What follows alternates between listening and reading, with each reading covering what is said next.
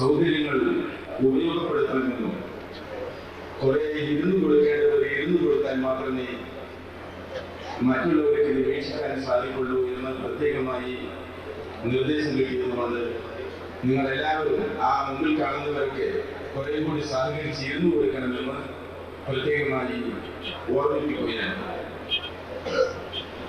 ഉള്ള സൗകര്യം പരമാവധി തൻ്റെ സഹോദരന്മാർക്ക് ചെയ്തു കൊടുത്തുകൊണ്ട് നമ്മുടെ ഈ സമ്മേളനം ഭംഗിയാക്കി തീർക്കുവാൻ നിങ്ങളോട് ആവശ്യപ്പെടുകയും മഹത്തായ നമ്മുടെ ഈ സമ്മേളനം ഉദ്ഘാടനം ചെയ്യാമെന്നേറ്റ ബഹുമാനപ്പെട്ട ഖലീലുൽ ബുഖാരി തങ്ങൾ ഇവിടെ എത്തിയിട്ടുണ്ട്. അല്പനിമിഷത്തിനകം ബഹുമാനപ്പെട്ടവർ നമ്മുടെ സമ്മേളനം ഉദ്ഘാടനം ചെയ്യുന്നതാണ്. തങ്ങളുടെ ആദരവോടെ സമ്മേളനം ഉദ്ഘാടനം ചെയ്യാൻ വേണ്ടി ക്ഷണിക്കുന്നു.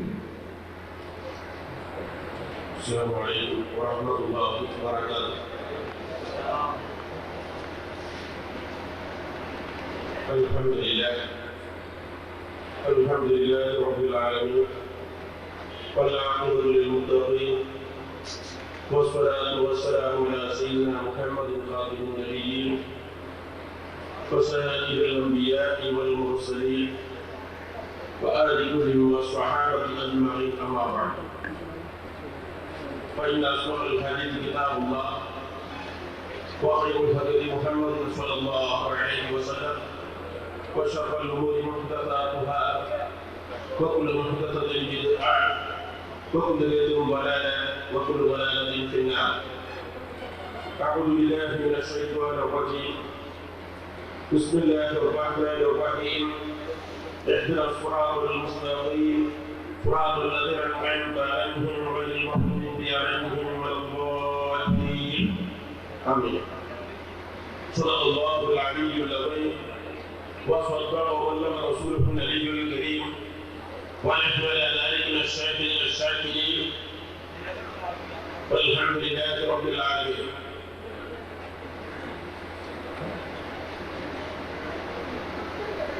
കേരള മുസ്ലിങ്ങളുടെ ആധികാരിക സംഘടനയായ സമസ്ത കേരള ജമിയത്തുൽ ഉലമ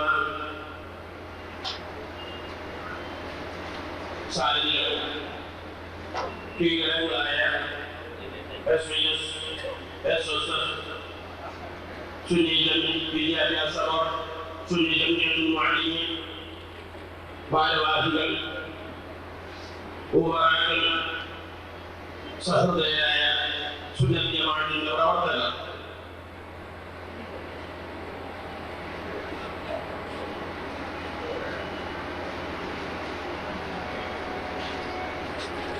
കേരള മുസ്ലിങ്ങൾ എന്നെന്നോ വ്യക്തമായ നേതൃത്വത്തിന് കീഴിൽ അനുസരണബോധമുള്ള അച്ചടക്കബോധമുള്ള പ്രവർത്തകരാണ്.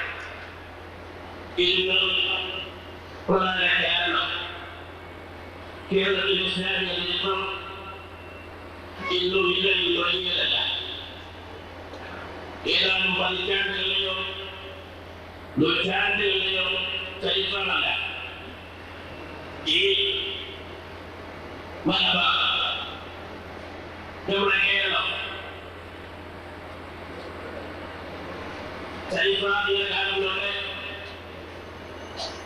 ആരോഗ്യവുമായി അഭേദ്യമായ ബന്ധമുണ്ടായിരുന്നു. ലോകം മുഴുവനും അടക്കി വച്ചിരുന്ന നാല് രാജാക്കളിൽ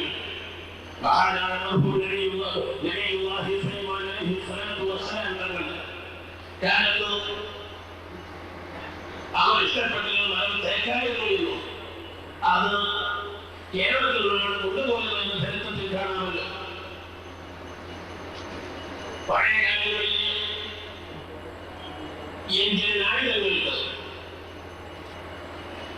മാർഗത്തിൽ ലോകം മുഴുവനും ഈ ബന്ധങ്ങൾ തുടർന്നുകൊണ്ടിരിക്കും. അതുപോലെ തന്നെ ഇവിടുത്തെ കുരുമുളകും ഇവിടുത്തെ ഇവിടുത്തെ മറ്റുമായ വസ്തുക്കളും വലിയ താല്പര്യമായി വലിയ യുദ്ധമാണ്. ഈ ആവശ്യത്തിന് വേണ്ടി വ്യവസായ ബന്ധങ്ങൾക്ക് ഏറ്റവും അനുയോജ്യമായ സ്ഥലം തീരപ്രദേശങ്ങളാണ്. ഒരു ബ്ലോക്കുമില്ല,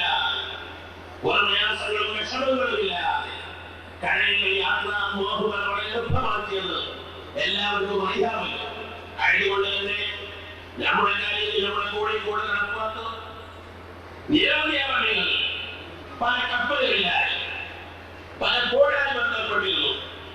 അങ്ങനെ 6-ാം നൂറ്റാണ്ടിൽ ഹിജറയുടെ മുമ്പായി അഷ്റഫുൽ ഖൽഖ് സ്വല്ലല്ലാഹു അലൈഹി വസല്ലം തങ്ങൾ 770 ഈ ലോകത്തിലേക്ക് ഉദ്ധാരനാവുകയും 610 പ്രവാചകന്മാർ ലഭിക്കുകയും അങ്ങനെ അക്കാലത്ത് മക്കയിലും മദീനയിലും ലോകത്തുള്ള മുസ്ലിമീങ്ങൾ സ്വഹാബത്ത് നമ്മുടെ കാര്യങ്ങളുമായി കോഴിക്കോടുമായി ബന്ധപ്പെട്ടു മുസ്ലിമീങ്ങളുടെ സ്നേഹവും അച്ചടക്കവും അനുസരണവും മനസ്സിലാക്കി അക്കാലത്തുള്ള ഇവിടുത്തെ രാജാക്കന്മാർ നല്ലവരായ നാട്ടുകാർ സ്വഹാബത്തിന് വളരെ ഊഷ്മളമായ സ്വീകരണങ്ങൾ നൽകി സ്വീകരിക്കുകയും അവർക്ക് ആളുകളൊക്കെയും നൽകുകയും ജീവിക്കാൻ ഏറ്റവും നല്ലതായ ഉൾക്കൊള്ളാൻപ്പെട്ട ഏറ്റവും നല്ല ആദർശം ഏറ്റവും നല്ല മതം പരിശുദ്ധമായ ഇസ്ലാമാണെന്ന് അവർ മനസ്സിലാക്കുകയും അങ്ങനെ ഇസ്ലാം അഷ്റഫുൽ ഖൽഖ് സ്വല്ലല്ലാഹു അലൈഹി വസല്ലം തങ്ങളുടെ കാലത്ത് തന്നെ നമ്മുടെ മലബാറില് നമ്മുടെ കേരളത്തിൽ എത്തിയെന്നാണല്ലോ ചരിത്ര പണ്ഡിതന്മാർ വ്യക്തമാക്കുന്നു. അടുത്തകാലത്ത് മരിച്ച ചരിത്ര പണ്ഡിതനായിരുന്ന ഡോക്ടർ ശ്രീകേക്കരെയും തന്നെ കേരളം ശ്രീകരപ്പണി അതുപോലെ തന്നെ സൈദ് മുഹമ്മദ് ഇങ്ങനെ തുടങ്ങിയ മുഴുവൻ ചരിത്രകാരന്മാർ ഈ കാര്യം വളരെ വ്യക്തമായി പറയുന്നുണ്ട്. ഇതിന് നിരവധി തെളിവുകൾ നിരവധി സൂചനകളുമുണ്ട്. കണ്ണൂരിൽ മാടായിപ്പള്ളി ഏതാനും വർഷങ്ങൾക്ക് മുമ്പ് ഒരിക്കൽ പള്ളിയുമ്പോൾ അവിടെ നിന്ന് ലഭിച്ച ശിലാഫലകത്തിൽ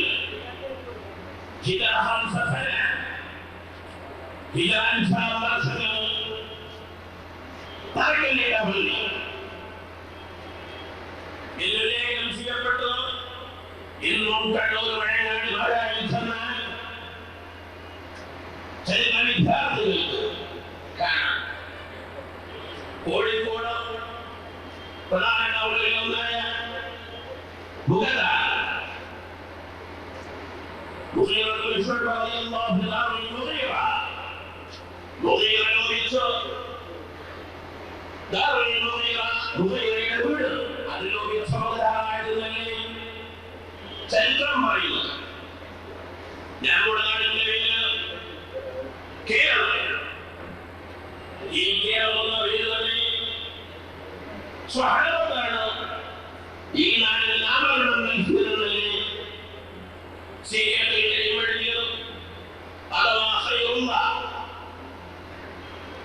ലോകത്ത് ഏറ്റവും നല്ല സുന്ദരമായ കാലാവസ്ഥ നല്ല മനോഹരമായ കുന്നുകളും മലകളും പുഴകളും തോടുകളും എല്ലാ സൗകര്യങ്ങളും നിറഞ്ഞ മഹത്തായ പ്രദേശം ഖൈറുള്ള അല്ലാഹുവിന്റെ ഖൈറുകളുടെ സമുച്ചയം ഈ ലോകിച്ചു കേരളമായി എന്നല്ലേ ചരിത്രപണ്ഡിതന്മാർ എഴുതുന്നത്. ഈ കാര്യങ്ങളൊക്കെയും നമുക്ക് നൽകുന്ന സൂചന നമുക്ക് പഠിപ്പിക്കുന്നത് കേരളത്തിലെ ഇസ്ലാമിന്റെ ചരിത്രം ഇന്നും ഇന്നലെയും തുടങ്ങിയതല്ല. 1400 വർഷങ്ങളുടെ പഴക്കമുള്ള ഈ പാരമ്പര്യം പതിറ്റാണ്ടുകളല്ല നൂറ്റാണ്ടുകളോളം 1921 വരെയും കേരളത്തിൽ യാതൊരു എതിർപ്പുകളുമില്ലാതെ ഒരൈക്യവുമില്ലാതെ മുസ്ലിം സമൂഹം ഒറ്റക്കെട്ടായി എല്ലാ പള്ളികളിലും അറബി ഖുതുബ മാത്രം. മലയാളത്തിൽ ഏറ്റവും അനിവാര്യമായ ഘട്ടത്തിൽ പോലും ഇന്നത്തെ പോലെ സിംബോസികളോ സെമിനാറുകളോ ഉണ്ടായിരുന്നില്ല. മാസികകളോ വാരികളോ പത്രങ്ങളോ ഉണ്ടായിരുന്നില്ല.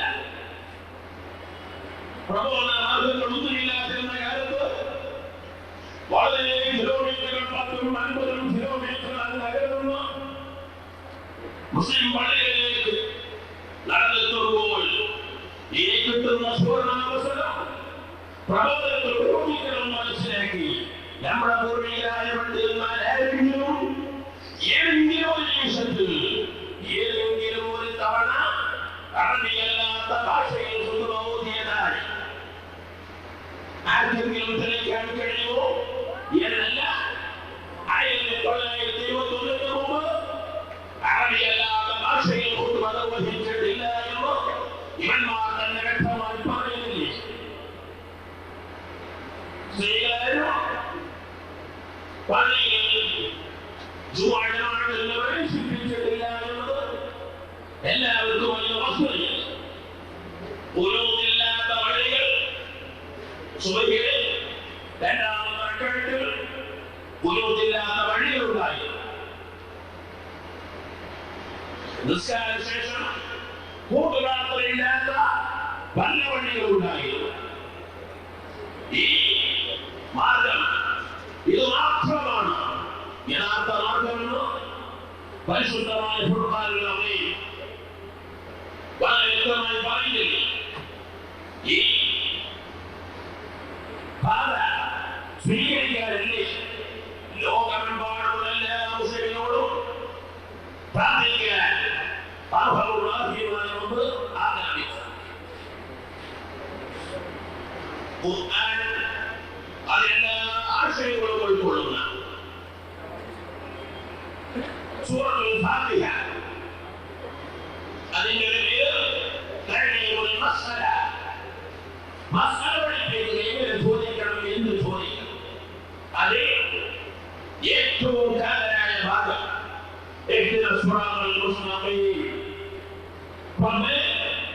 യഥാർത്ഥ വഴിയിലേക്ക് ഞങ്ങളെ ചേർക്കണമേ. അത് അണികളവ് വെടിയേൽപ്പിക്കല്ലേ എന്ന് എല്ലാ മുസ്ലിമും ദിനം മതി 17 തവണ പ്രാർത്ഥിക്കണം. ഈ പ്രാർത്ഥനയിൽ എല്ലാം സമഗ്രമായി പ്രതിപാദിക്കുന്ന ഈ അധ്യായത്തിൽ എന്ന് പറഞ്ഞ അവസാനിപ്പിക്കാതെ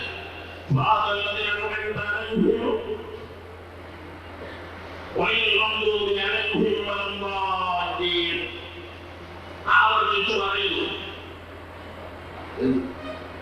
ഏതാണ് യഥാർത്ഥ വഴി? ഒരേ മാർഗം മാത്രമേ ഉണ്ടാകൂ. അതേ നാൾ വരെ നിലനിൽക്കൂ എങ്കിൽ ഇങ്ങനെയുള്ള ആവശ്യത്തിന് ആവശ്യമില്ല. കോഴിക്കോട് പുതിയ ബസ് സ്റ്റാൻഡ് വരുന്നതിന് മുമ്പ് പുതിയ ബസ് സ്റ്റാൻഡ് പഴയ ബസ് സ്റ്റാൻഡ് എന്ന രണ്ട് വേർതിരിവിലായി സൗകര്യം ചെയ്തു കൊടുക്കുക. വാഹനങ്ങൾ എത്രയോ കിലോമീറ്ററുകൾ അകലെ ഈ വീഡിയോ വരുന്ന സമയത്ത് തന്നെ ബ്ലോക്കായി ഇങ്ങോട്ട് കടക്കാൻ കഴിയാതെ വിഷമിക്കുകയാണ്. അങ്ങനെ ദീനിനെ സ്നേഹിച്ചു സുന്നത്ത് ജമാഅത്തിനെ പ്രിയം വെച്ചു സജീവ പ്രവർത്തനം വരുമ്പോൾ അവർക്ക് കാണാനെങ്കിലും സൗകര്യം ചെയ്ത് കൊടുക്കേണ്ടത് ഞങ്ങളുടെ ബാധ്യതയാണ്. ആയതുകൊണ്ട് പരമാവധി അടുത്ത് ചേർന്നിരുന്ന് സഹകരിക്കണമെന്ന് സാമ്പത്തികമായി ഉണർത്തുകയാണ്. അപ്പോൾ പുതിയ ബസ് സ്റ്റാൻഡിൽ പറയപ്പെടാൻ ഒരു നാട്ടിൽ ഒരു ബസ് സ്റ്റാൻഡ് കഴിഞ്ഞ് മറ്റൊരു ബസ് സ്റ്റാൻഡ്, അല്ലെങ്കിൽ ഒരു പാലം കഴിഞ്ഞ് ഒരു പുതിയ പാലം, ഇങ്ങനെ പുതിയതെന്ന് പറയുമ്പോൾ സ്വാഭാവികമായും പുതിയതല്ലാത്ത മറ്റുണ്ടാകാം. ഒന്നാമത്തത് രണ്ടാമത്തത് എന്ന് പറയുമ്പോൾ ഇനിയും പല ഇനങ്ങളുണ്ട്. ഇത് വ്യക്തമായി സൂചിപ്പിക്കുകയാണ്, പഠിപ്പിക്കുകയാണ് മുമ്പ് ചെയ്യുന്നത്. എല്ലാ വഴികളും മുസ്ലിങ്ങളാണെന്ന് പറഞ്ഞ് ഇസ്ലാമിന്റെ പേരിൽ ഇസ്ലാമിന്റെ ലേബലിൽ വരുന്ന എല്ലാ കക്ഷികളും നമ്മുടെ തന്നെയാണ് നിങ്ങൾ മനസ്സിലാക്കുന്നത്.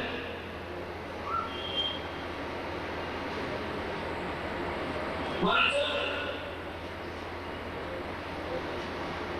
ഏതാണ് അല്ലാഹു റസൂലും അംഗീകരിക്കുന്ന യഥാർത്ഥ പാത? ഇപ്പോൾ ഇസ്ലാമിന്റെ നിയമമല്ല, മറിച്ച് തെളിവത്തിന്റെ പേരിലാണ്.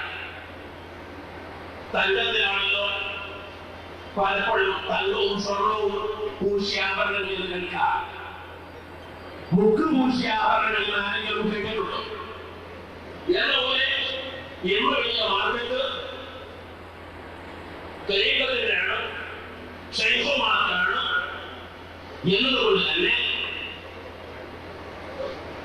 പല കള്ളമേഖത്തുകാർ പല വ്യാജവശായങ്ങളുമായും ക്ഷേത്രമായും ദൈവപ്രവേശനം ചെയ്യുമ്പോൾ ഇവിടെയൊക്കെയും നമ്മൾ പ്രവർത്തകരോട് നമ്മുടെ കുട്ടികൾ ചിന്തിക്കേണ്ടത് ഏതാണ് യഥാർത്ഥ തൊഴിലുള്ളത്, ഏതാണ് യഥാർത്ഥ സ്വഭാവം.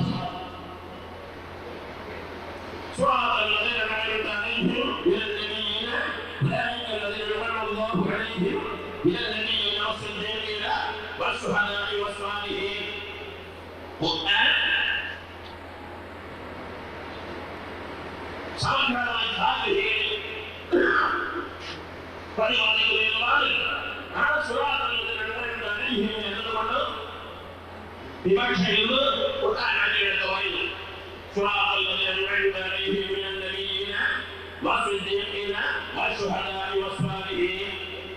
അല്ലാഹുവിന്റെ അമ്പിയാക്കളുടെ മാർഗ്ഗം,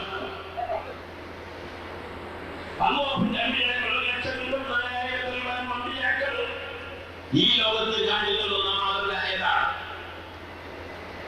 അതിൽ ഏറ്റവും പ്രമുഖനായ 313 വർഷത്തിൽ അതിൽ ഏറ്റവും ഉന്നതനായ 5 അവിടെ ശരിയുണ്ടായി. അവർ ഈ ലോകത്തിൽ ജീവിതം മുഴുവനും പ്രബോധനത്തിന് വേണ്ടി നീക്കിവെച്ചവരായി. ആക്ഷേപങ്ങളും അധിക്ഷേപങ്ങളും ആക്രമണങ്ങളും പീഡനങ്ങളും ഏറ്റുവാങ്ങേണ്ടവരായി. ഇതറിയപ്പെട്ട ഉദാഹരണങ്ങൾ ചിന്തിക്കണം. സംഘടനാ പ്രവർത്തനം വേണ്ട, മറ്റ് സംഘടനാ പ്രവർത്തനങ്ങളൊന്നും നമുക്ക് വേണ്ട. നമുക്ക് നിൽക്കുന്നത് സ്വലാത്ത് മതി, ഞങ്ങൾക്ക് നിസ്കാരം മതി, നോമ്പ് മതി എന്നായിരുന്നു എങ്കിലും ഈ ലോകത്ത് പഠിപ്പിക്കേണ്ടിയിരുന്നത് അല്ലാഹുവിന്റെ അമ്പിയാക്കളായിരുന്നു, അല്ലാഹുവിന്റെ മുസ്ലിങ്ങളായിരുന്നു, ഒരു അസുഖരായിരുന്നു. അവർ ജീവിതം മുഴുവൻ പ്രബോധനത്തിന് വേണ്ടി ജനങ്ങളിലേക്ക് ഇറങ്ങിച്ചെന്നു. അവരുടെ സത്യ പ്രബോധനം ഇഷ്ടമുള്ളതും ഇഷ്ടമില്ലാത്തതുമായി എഴുതുന്നത്.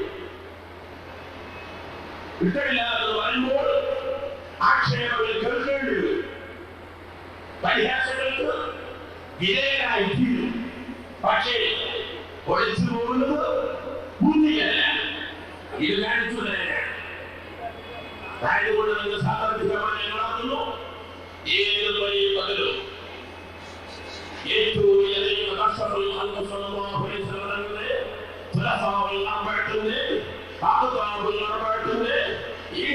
എല്ലാവരും ജീവിതം നീക്കിവെച്ചിരുന്നത് ഇരുമുകൾക്കും തഴിമുകൾക്കും താഴ്ചയുമായി.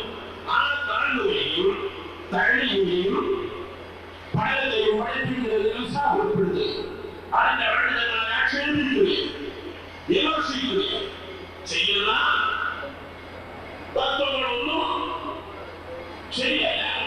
അത് നമുക്ക് ഉൾക്കൊള്ളാൻ പാടില്ല എന്ന് വളരെ വ്യക്തമായി നമുക്ക് മനസ്സിലാക്കാം. അതുകൊണ്ട് തന്നെ എന്റെ പ്രിയപ്പെട്ട കൂട്ടുകാരോടാണ് ഞാൻ ആഗ്രഹിക്കുന്നത്. ഈ 1921 അറബിയിൽ മാത്രം ശുദ്ധബോധിയെങ്കിൽ സ്ത്രീകളാരും ചുവടുമായിട്ടുള്ള വഴിയിലേക്ക് കൈവിട്ടില്ല എങ്കിൽ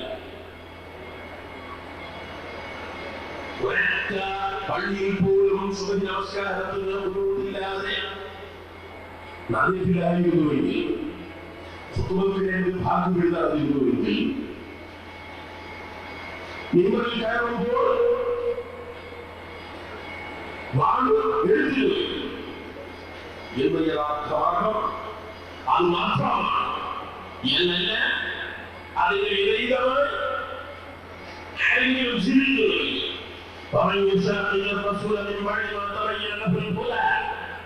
ഇതൊക്കെ വളരെ വസ്തുനിഷ്ഠമായി ബോധ്യപ്പെട്ടിട്ടുണ്ട്. അല്ലാഹുവിന്റെ റസൂലിന് വിരുദ്ധമായി എതിർച്ചയിൽ ആരെങ്കിലും ചെയ്യുന്നു ഒന്നുകൂടി അല്ലാഹു ഖുർആനിലൂടെ പഠിച്ചു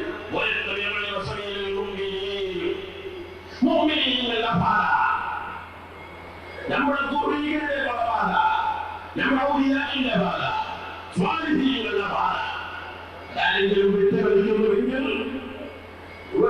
മാത്രമല്ല അവരെ കയറൂരി വിട്ടേക്കുള്ളൂ.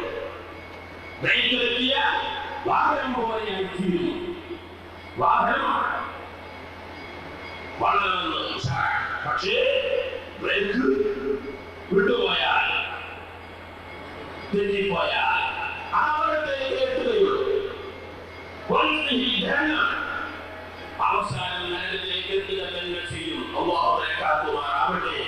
ഇന്ന് ആ ആദർശം ഇവിടെ ഈ സമൂഹത്തിന് പഠിപ്പിക്കുന്ന, പ്രബോധനം ചെയ്യുന്ന, നേതൃത്വം നൽകുന്ന ആധികാരിക സംഘടന സമസ്ത കേരള വരക്കൽ മുല്ലപ്പോയ തങ്ങളുടെ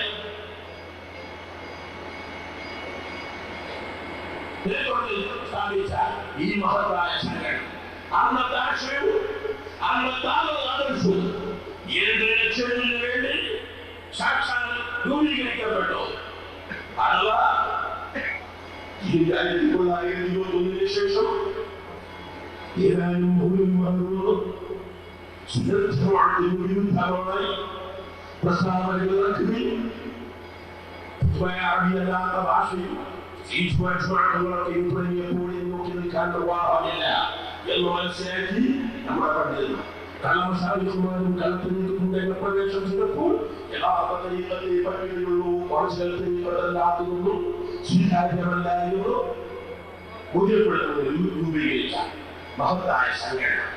ഇന്ന് ആ ആദർശവും ആ തത്വവും ഇവിടെ പ്രാവർത്തികമാക്കുന്നത്, അത് പ്രഖ്യാപിക്കുന്നത് പണ്ഡിതന്മാരന്തരമായി അമിത്യാക്കളുടെ പരമ്പരാഗതമായി കൈമാറിയ താജുൽ അബ്ദുറഹ്മാൻ അൽ-ബുഖാരി റളിയല്ലാഹു അൻഹു മാസിഹതി വൽ-ആഫിയ ശൈഖുനാ യഹ്യ ഉസ്താദ് റളിയല്ലാഹു അൻഹു മാസിഹതി വൽ-ആഫിയ ശൈഖുനാ യഹ്യ ഉസ്താദ് റളിയല്ലാഹു അൻഹു മാസിഹതി വൽ-ആഫിയ നമ്മുടെ പണ്ഡിതന്മാർ നേതൃത്വം നൽകുന്ന സംഘടനയാണ് എന്ന് ബുദ്ധിയുള്ളവർക്ക് നിഷേധിക്കാൻ സാധ്യമല്ല. എന്നാൽ ഈ സമയത്ത് വളരെ വേദനയോടെ പറയാനുള്ളത് 1921 വരെയും ഈ കേരളത്തിൽ കോടിക്കണക്കിന് അനന്തകോടികളുടെ വംശസുഹൃത്തുണ്ടെങ്കിൽ ഒരു കൈ മണ്ണ് പോലും ഇവിടെ സംസാരിക്കുന്നില്ല എന്ന കാര്യം വ്യക്തമല്ലേ? ഇസ്ലാമിക്കില്ല എന്ന കാര്യം അംഗീകരിക്കില്ല. 1921 ശേഷം രൂപീകൃതമായ ഏതാനും പതിറ്റാണ്ടുകളെ പ്രായമുള്ള ഈ നാമമാത്രമായ സംഘടന കേരളം മുഴുവൻ പരിശോധിച്ചാൽ നമ്മുടെ പഞ്ചായത്ത്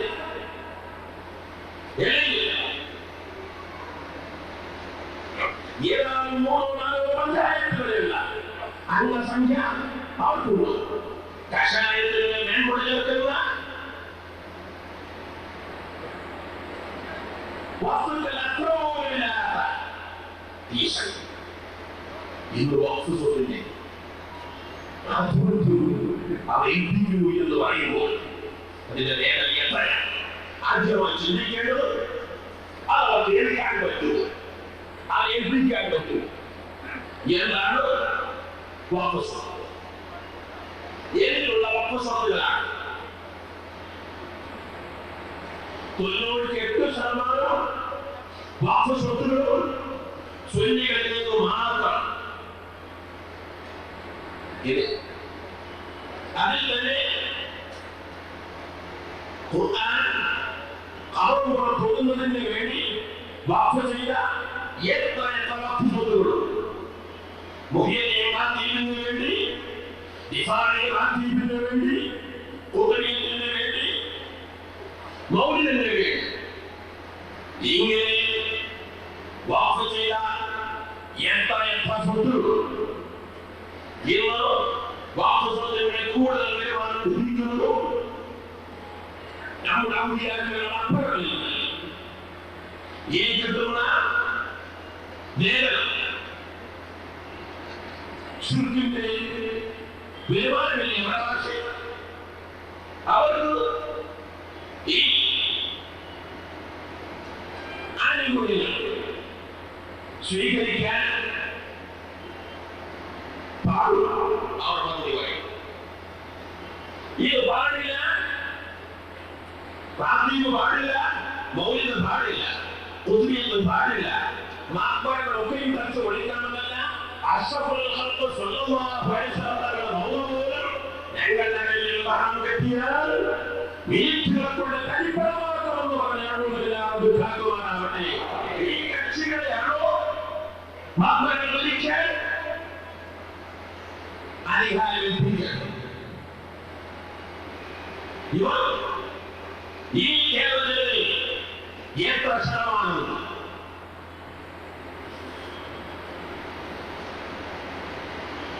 ഇന്ന് അവരുടെ ജില്ലാ സമ്മേളനം മാസങ്ങളോളം വലിയ പ്രചരണവും പബ്ലിസിറ്റിയും നടത്തി ഇതിന്റെ മത്സരങ്ങൾ നടക്കുമ്പോൾ ഇതിന്റെ 10 ആളുകൾ കാണിക്കാൻ അവർക്ക് സാധ്യമാണ്.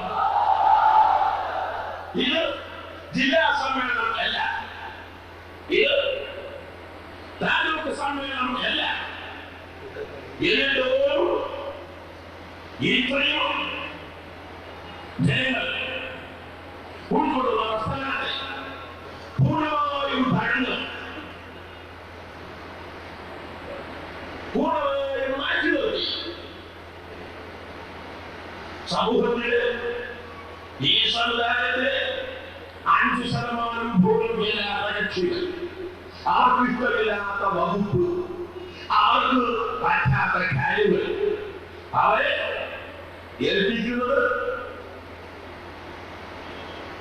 വഖഫ് സ്വത്ത് സംരക്ഷിക്കാനാണോ അല്ല വഖഫ് സ്വത്ത് നശിപ്പിക്കാനാണോ?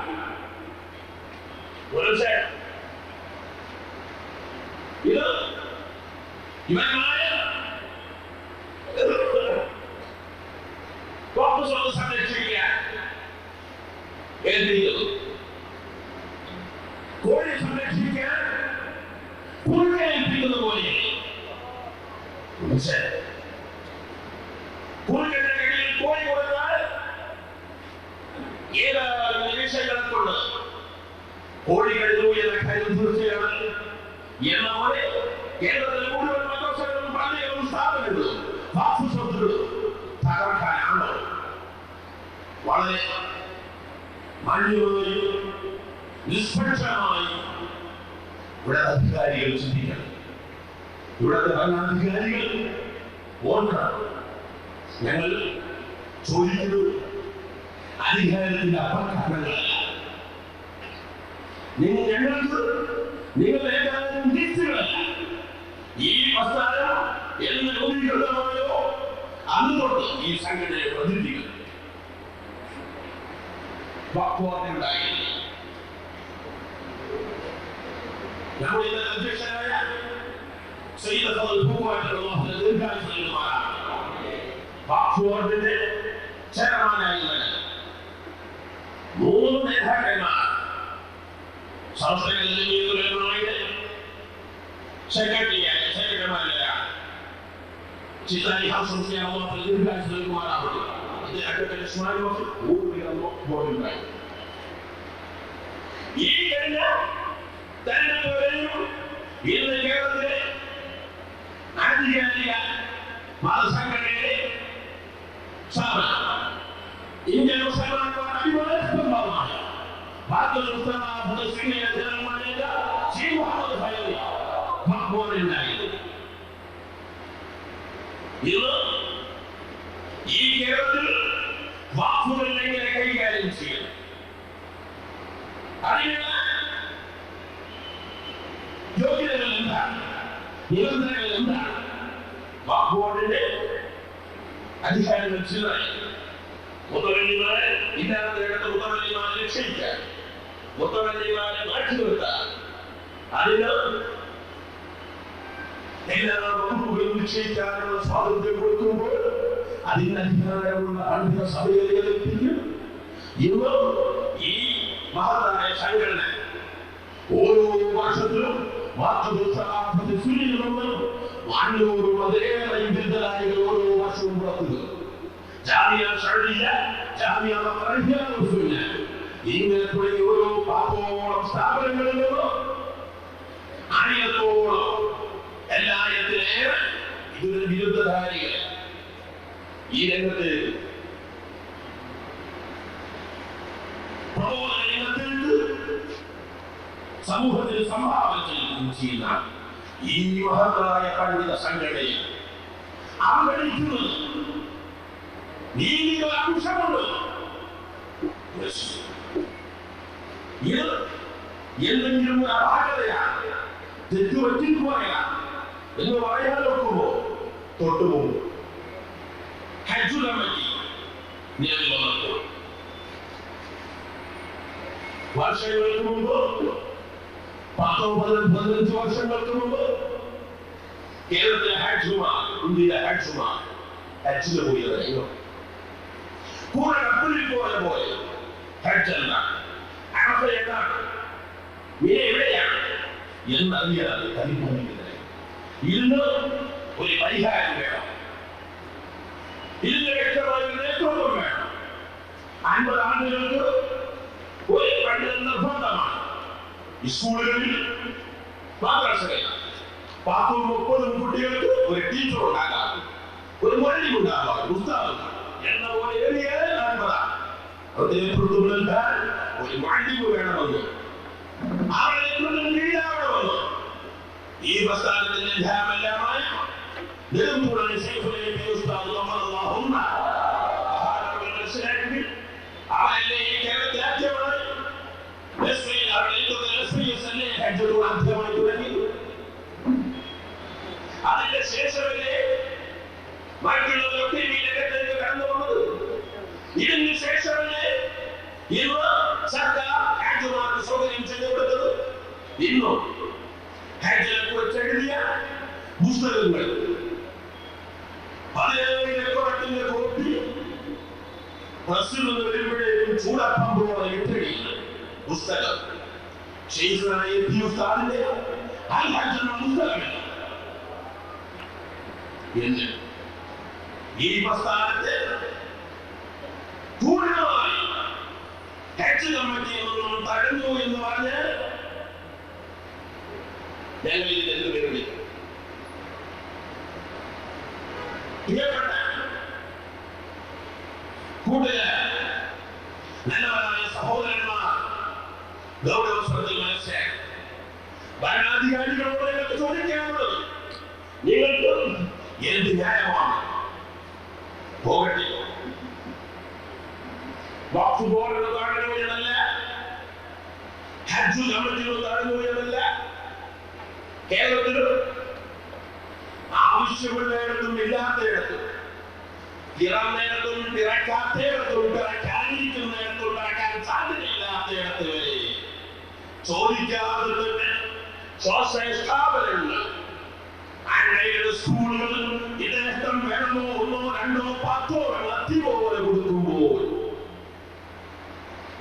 എന്റെ പ്രിയപ്പെട്ട സഹോദരങ്ങൾ ചിന്തിക്കുക, ഈ സമൂഹത്തിൽ പാവപ്പെട്ട യതീമുകളും ആരാരും ശ്രദ്ധിക്കാതെ അങ്ങാടി തെരുവാകേണ്ടിയിരുന്ന, കള്ളന്മാരും കൊള്ളക്കാരുമാകേണ്ടിയിരുന്ന അനാഥരായ മക്കളെ പൂർണ്ണമായും ദത്തെടുത്ത് അവർക്ക് നല്ല ഭക്ഷണം നൽകി, അവർക്ക് നല്ല ഡ്രസ്സുകൾ നൽകി, അവർക്ക് നല്ല വിദ്യാഭ്യാസം നൽകി അവരെ സംരക്ഷിക്കുമ്പോൾ, അവർക്ക് സ്കൂൾ കൊടുക്കില്ല എന്ന് പറയുമ്പോൾ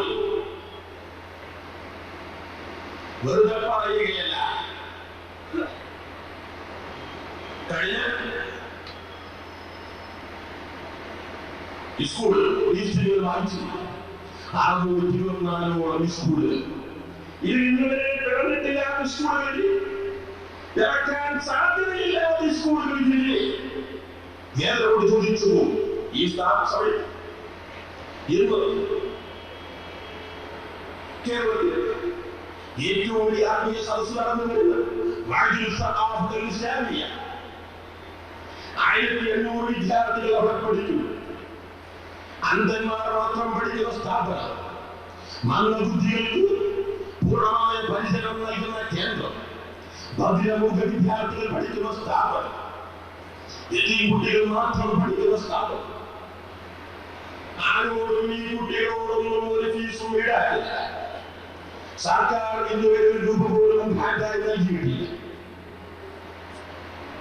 കഴിഞ്ഞ 27-ാം രാവിലെ വന്നവർക്കറിയാമല്ലോ, ലോകത്ത് മസ്ജിദുൽ ഹറാം മസ്ജിദിൽ നബവി കഴിഞ്ഞാൽ ഇത്രയും ജനലക്ഷങ്ങൾ ഒരുമിച്ചു കൂടുന്ന വേദി മറ്റൊരിടത്തില്ല. കഴിഞ്ഞ സ്കൂൾ റിസൾട്ടിൽ SLCയിൽ 100% വിജയം അവിടെ ഉണ്ടായി.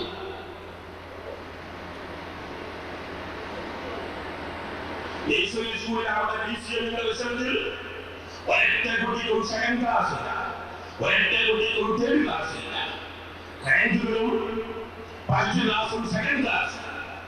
ഇതെല്ലാം ബഹുമാനരായ ശൈഖുൽ ഈ വീടും ചില്ലാരി ഉസ്താദും അങ്ങനെയുള്ള ശൈഖ് നേതാക്കന്മാർ നമ്മുടെ ഭരണാധികാരികളെ ശ്രദ്ധിക്കുന്നു. അതുപോലെ തന്നെ ജാമിഅ ഉമ്മുൽ ഖുറ ലോകത്ത് 1000-ലേറെ വിദ്യാർത്ഥികൾ പഠിക്കുന്ന മഹത്തായ സ്ഥാപനം.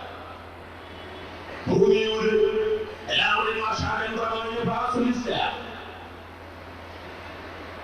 തിരുപ്പതി ആലിയോസാർ വെട്ടിച്ചട 2000-ഓളം വിദ്യാർത്ഥികൾ പഠിക്കുന്ന മജ്മഅ, അരീക്കോട് മജ്മഅ, പാടപ്പാമ്പ് അൽഹിലാൽ, ഇങ്ങനെ തുടങ്ങിയ സ്ഥാപനങ്ങളൊക്കെ മാറ്റി നിർത്തി എന്നല്ല ആദേശം സുന്നത്തമാക്കുന്ന പ്രവർത്തികൾ കാലത്തും മാറ്റാനാവാൻ മുഹമ്മദ് ഫൈദി വിശുദ്ധ സേവനം കഴിഞ്ഞ ഹജ്ജിൽ വളരെ ഈ പ്രസാദ സമൂഹം ദുഃഖത്തിലാക്കി മരണപ്പെട്ടു പോയി. അദ്ദേഹത്തിന്റെ വെള്ളിയിലെ മർക്കസുൽ ഹിദായയിൽ വാസ്തവത്തിൽ അംഗീകാരം കൊടുക്കുകയും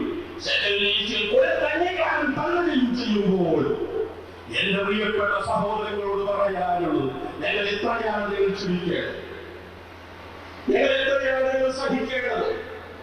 ഞങ്ങൾ ഇതാരോടും വിദേശത്തിന് വേണ്ടിയല്ല, ഞങ്ങൾക്ക് ആരോടും വിധേയത്വമില്ല, ഞങ്ങൾക്ക് ആരോടും പ്രത്യേക വിരോധമില്ല, ഞങ്ങൾക്ക് ഇടതു മുന്നണിയെന്നോ വലതു മുന്നണിയെന്നോ പ്രത്യേക ചാൻസുകൾ ഞങ്ങൾക്കില്ല. ഞങ്ങൾ ആർഭരിക്കുന്നു അവരോട് ഞങ്ങളുടെ കാര്യങ്ങൾ നിയമാനുസൃതമായ വർഷത്തിൽ ഏർപ്പെടുത്താവും. കഴിഞ്ഞ ഭരണത്തിലും +2 അനുവദിച്ച സമയത്ത് പാർട്ടികൾ കണ്ടപ്പോൾ ഞങ്ങളുടെ നേതാക്കന്മാർ ജനസംരക്ഷണം ഒഴിവാക്കിയിട്ടുണ്ട്. ഇത്തവണ ഞങ്ങൾ പരമാവധി സഹിച്ചു, പരമാവധി ക്ഷണിച്ചു, പരമാവധി സഹകരിച്ചു, കാത്തിരുന്നു. ഇല്ല അടുത്തൊരു ഇല്ല, ഇനിയെങ്കിലും നേരെയാണ്, ഇല്ല ഇനിയെങ്കിലും ക്ലിയറാണ്. പക്ഷേ ഇപ്പോൾ വീണ്ടും ഈ പ്രസ്ഥാനത്തെ തകർക്കുമ്പോൾ എന്റെ പ്രിയപ്പെട്ട പ്രവർത്തകരോട് പറയാൻ, ഇവിടുത്തെ ഭരണാധികാരികൾ ശ്രദ്ധയിൽ മുഖപ്പെടുത്താനുള്ളത്, ഈ പ്രസ്ഥാനം തുമ്പിയാഴത്തിൽ നോക്കല്ല. ഈ പ്രസ്ഥാനം തൊട്ടാൽ വാടി പോകുന്ന തൊട്ടാൽ വാടിയല്ല, ഇത് എന്നും ധരിക്കുന്ന സിംഹമാണ്. ആരെയും ഉപദ്രവിക്കുകയില്ല, ഞങ്ങൾ ആരെയും ശല്യപ്പെടുത്തുകയില്ല.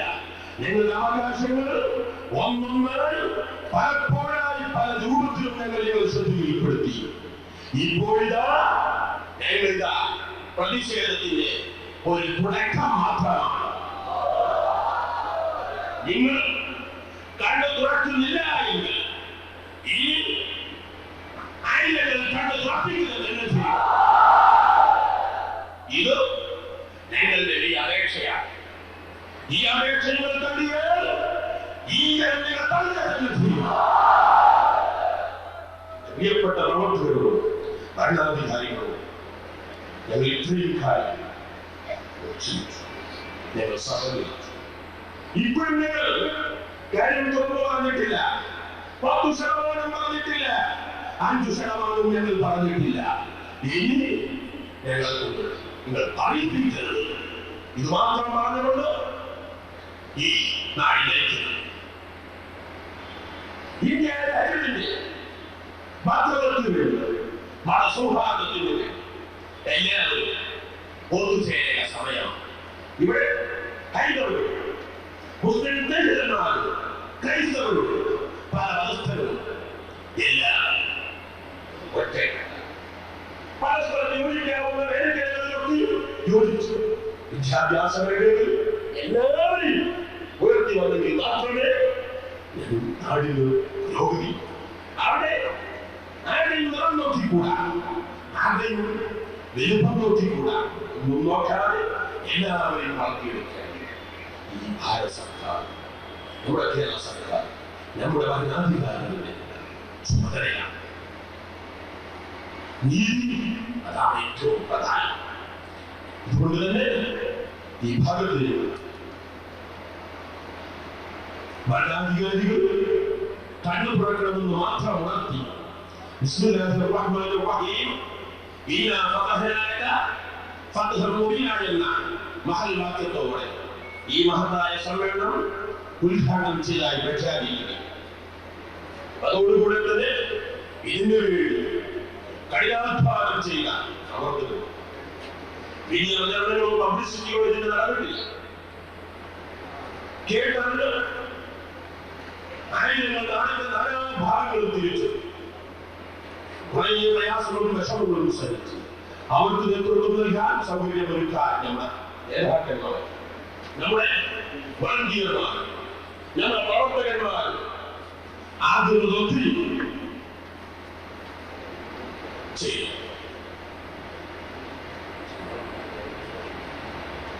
സാമ്പത്തികമായി വലിയ ബാധ്യത വരുമെന്ന് നിങ്ങൾക്ക് ഉറപ്പുണ്ടല്ലോ. ഒരു പിരിവും ഇതിന് വേണ്ടി കിട്ടിയിട്ടില്ല. അപ്പൊ ആയതുകൊണ്ട് നിങ്ങൾ നൽകാൻ പറ്റാവുന്ന വിലപ്പെട്ട സദത്തുകൾ തന്നെ ഈ സംരംഭത്തിലേക്ക് നിങ്ങൾ നൽകണമെന്നും നിങ്ങൾ നൽകുന്ന ഈ കാശുകളല്ലാതെ ഞങ്ങൾക്ക് ഈ പ്രസ്ഥാനത്തിലെ കൈവശം ഒന്നുമില്ല. ആയതുകൊണ്ട് നിങ്ങൾ നൽകാൻ പറ്റാവുന്ന വിലപ്പെട്ട കാശുകൾ സഹോദരന്മാർ ബാഡ്ജ് ധരിച്ച വളണ്ടിയർമാരെ മാത്രമേ നിങ്ങൾ സംഭാവന നൽകാവുന്ന സാങ്കേതികമായി ഉണർന്നു. നമ്മുടെ പ്രവർത്തകന്മാർ, നമ്മുടെ വളണ്ടിയർമാർ, നമ്മുടെ സഹായിച്ചവർ എല്ലാവർക്കും ഉണർവുമാകുന്നു പൂർണ്ണമായ പ്രതിഫലം പ്രദാനം ചെയ്യുമാറാണ്. എല്ലാ പ്രയാസങ്ങളിലും വിഷമങ്ങളിലും അത് രക്ഷപ്പെടുത്തുമാറാവട്ടെ. ഒരപകടത്തിലും മുസീബത്തിലും ഭാര്യയും പെടുത്താതിരിക്കുമാറാവട്ടെ എന്ന് മാത്രം പറഞ്ഞ് നിങ്ങളൊക്കെ എനിക്ക് ദുആ ചെയ്യണം. ഞങ്ങൾ പണ്ഡിതന്മാർ നിങ്ങൾക്ക് വേണ്ടി എപ്പോഴും ദുആ ചെയ്യുന്നതാണ്. അസ്സലാമു അലൈക്കും വറഹ്മത്തുള്ളാഹി വബറകാതുഹു.